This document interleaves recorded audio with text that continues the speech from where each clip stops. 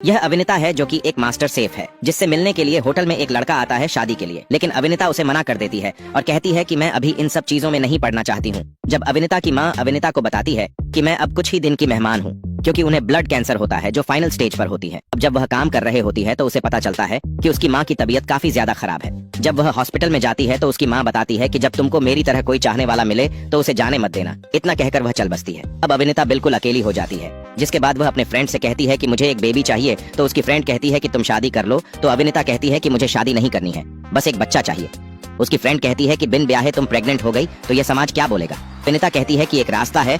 वह उसे डॉक्टर के पास लेकर जाती है और बताती है कि मुझे बिना फिजिकल हुए एक बच्चा चाहिए। डॉक्टर अन्विता को कुछ स्पर्म के सैंपल के बारे में बताता है, लेकिन अन्विता को उनमें से किसी का पसंद नहीं आता है। अन्विता डॉक्टर को कहती है कि क्या मैं अपना डोनर खुद ले आ सकती हूँ। डॉक्टर कहता है कि हाँ, फिर तो मेरा काम और भी आसान हो जाएगा। अन्विता और उसकी फ्रेंड एक अच्छे डोनर की खोज में लग जाती है, लेकिन उनको कोई परफेक्ट डोनर नहीं मिलता है। जब अन्विता एक बार में जाती है तो वहाँ वो एक हैंडसम से लड़के को देखती है जो एक स्टैंड अप कॉमेडी कर रहा होता है, जिसका नाम सिद्धू होता है। अब अगले दिन अन्विता और उसकी फ्रेंड दोनों सिद्धू के बैकग्राउंड वेरिफिकेशन के लिए उसके ऑफिस में जाते हैं, तो वहाँ उन्हें सिद्धू के बारे में सब कुछ अच्छा ही सुनने को मिलता है। अब जब अन्विता उसे स्टैंड अप कॉमेडी शो दिलाने की बात करती है तो सिद्धू दूसरे दिन ऑफिस में रिजाइन कर देता है और उसे प्रपोज करने के बारे में अपने दोस्तों को बताता है। जब सिद्धू अन्विता को प्रपोज करता है तो अन्विता उसे बताती है कि मुझे शादी में कोई इंटरेस्ट नहीं है, मैं तुमसे सिर्फ एक बच्चा चाहती हूँ।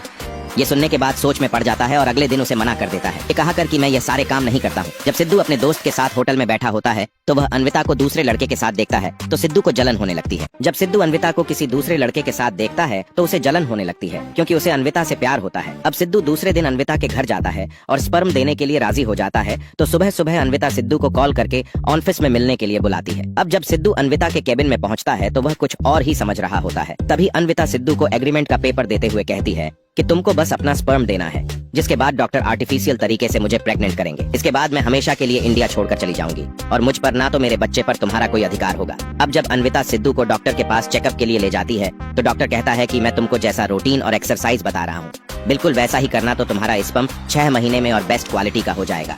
अब जब अन्विता उसे डाइट प्लान देती है जिसको सिद्धू को डेली फॉलो करना होता है।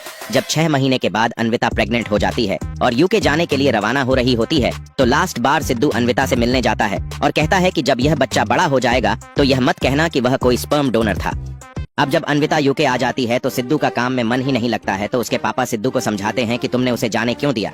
तो सिद्धू बताता है कि क्या करूं, पापा उसे ना शादी में भरोसा है और ना ही प्यार पर। इसके बाद सिद्धू अन्विता के घर जाता है तो उसे पता चलता है कि वह यूके चली गई है। तो सिद्धू यूके जाता है उसे ढूंढने के लिए, लेकिन उसे कुछ समझ नहीं आ रहा होता है। तो सिद्धू अपने दोस्त के पास कॉल करता है तो उसका दोस्त स्टैंड अप कॉमेडी शो का आइडिया देता है।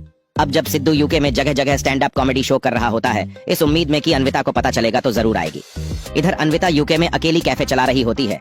जब सिद्धू का यूके में last stand up comedy show होता है तभी उसका दोस्त उसके लिए फेमस बैगन के पकौड़े लेकर आता है और कहता है कि टेंशन मत लो, वह जरूर तुमको मिलेगी।